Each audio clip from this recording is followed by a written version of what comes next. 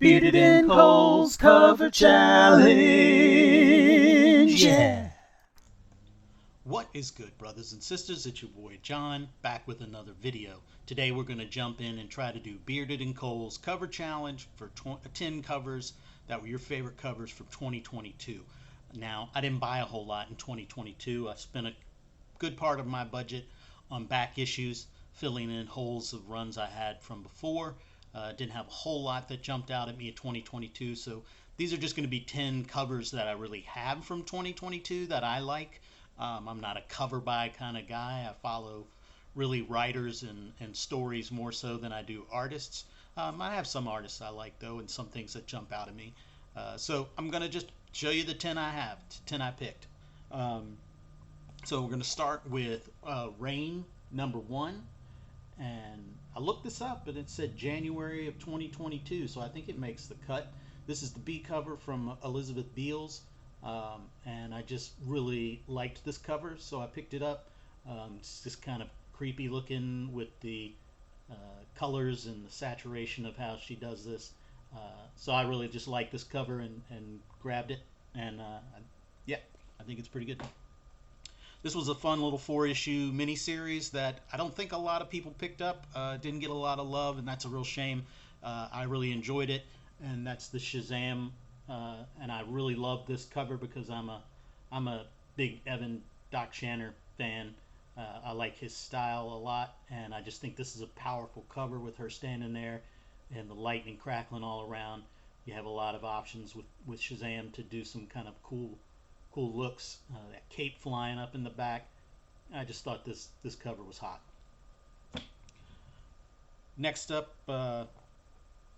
this was another mini series. This was from Marvel that I picked up and really enjoyed, and it was the Variants mini series. Jessica Jones there, and I just dig this cover. All of the covers really that Phil Noto did on this mini series were fantastic. But this is issue 2, where she's flying through the air there, making out with Daredevil. Um, and I just think that visual is really cool, and kind of the blur effect to show motion with the buildings in the background and Daredevil's color suit there. It just kind of looks really dope. Another miniseries book, and this is maybe a hot one with recent announcements. Who knows?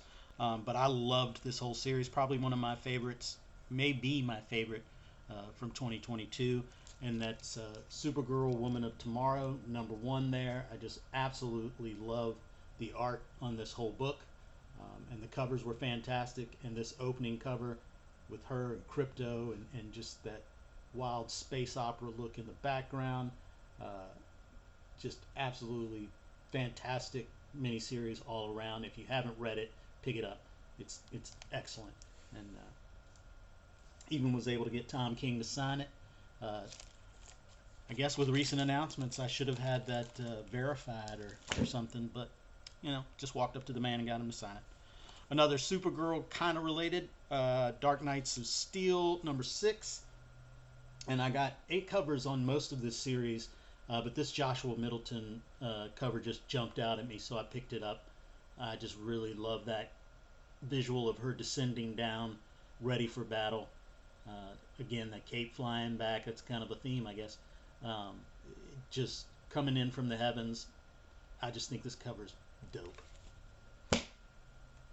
I love a good group cover, and nobody's better, I think, it going right now, at least, than Dan Jurgens at putting together these big group covers. And I had to include this. Um, I just love this. It's Justice League 75, obviously, and it's the death of the Justice League there with the coffins and the group all standing around there, leading into Dark Crisis, obviously.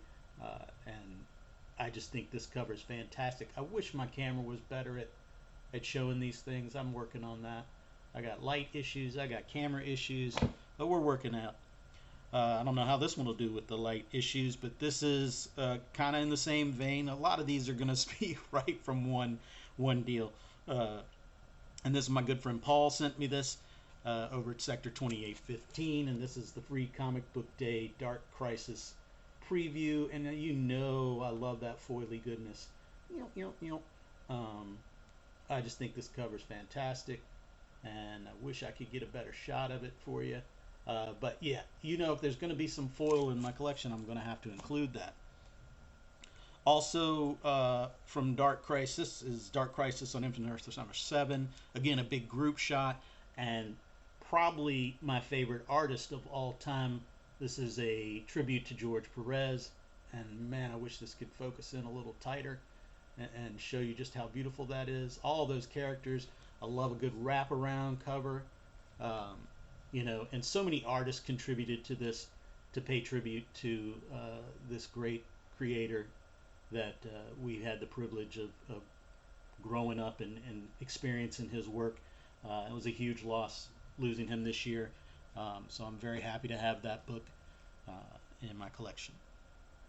Also from Dark Crisis, and this is just a cover. Look, I'm a big Flash family fan. I love all the Flashes, and this is Flash 785. It's a Dark Crisis tie-in, and I just love that look of all of them kind of running together.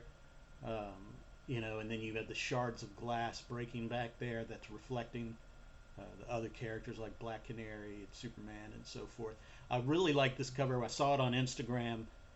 Taran Clark is killing it on the cover game, not just for Flash, but for all sorts of books. He posted this cover, and I'll post a picture of it because he had originally done it with Jesse Quick. Was still in continuity. She's still Liberty Bell, so he had done it with her in her Liberty Bell costume, and then they came back and told him he had to change it. And sorry about the glare, so he had to change it and do it again. But I'll put the original render up like he did, that shows the Liberty Bell outfit. I just thought that was cool that he went back and switched it. And then probably my cover of the year, and it was hard to pick just one because every cover on this book has just been amazing to me, and that's just because Greg Smallwood has been killing it. Picking one was really hard, but I think book 2 of Human Target probably would be my top cover. Just that negative space and use of color, and it's not a lot of color. It's just a simple, couple of colors, but the design is fantastic. It just pops right off. I had a trouble because I kind of wanted to go with this one too, just because I like this one a lot, just the layout of it. But you can't go wrong. I could have picked any of these covers that have come out from Greg Smallwood and put them here and been perfectly happy. I could have just, used all of them for my top 10, just because it's that good. So that's it. That's 10 covers for me for 2022 that I really dug. Appreciate you guys sticking around and watching. Hope you're all doing well. Peace.